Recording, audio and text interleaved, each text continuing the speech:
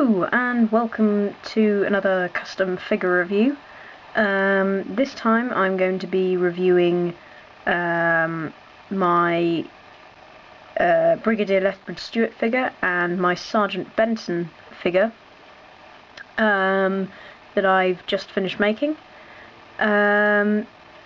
These figures were both made basically just for fun and for my Doctor Who figure adventures and scenery creations on my second channel, Long Stripy Scarf. If you look to your left now, you will see a little box and you can click to go to that channel.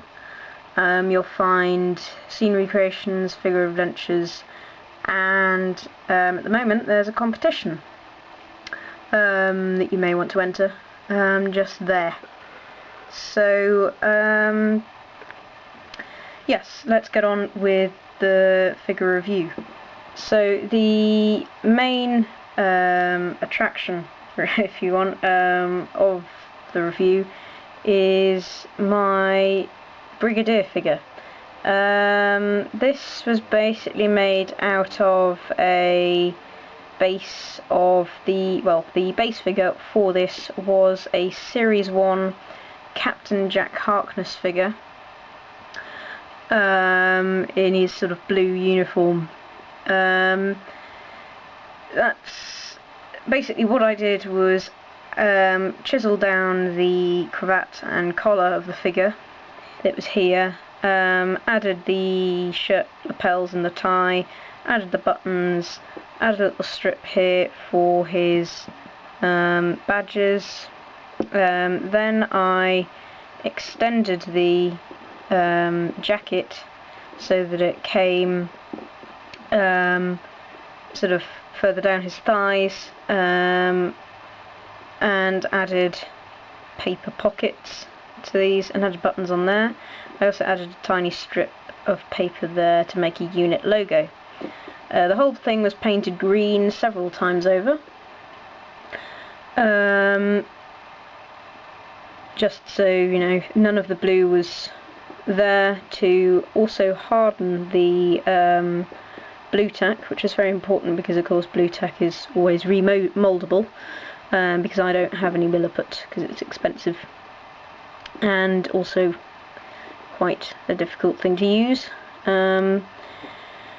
So yeah, that's all I did. You may just be able to work out that I put in this nice little ropey thing there as well.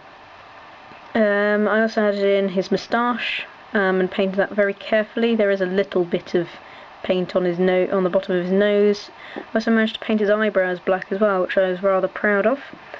You may not be able to see there.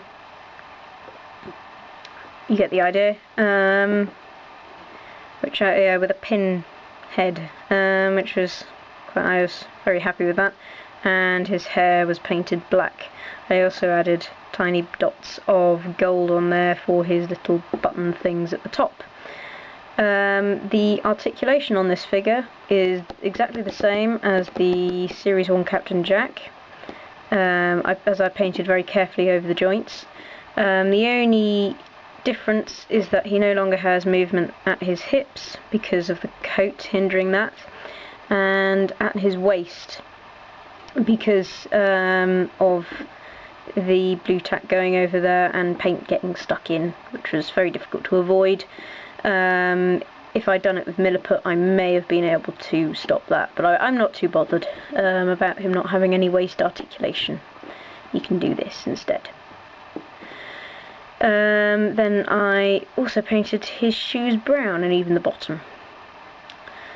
So that's the main attraction done. Now just moving on to Sergeant Benton.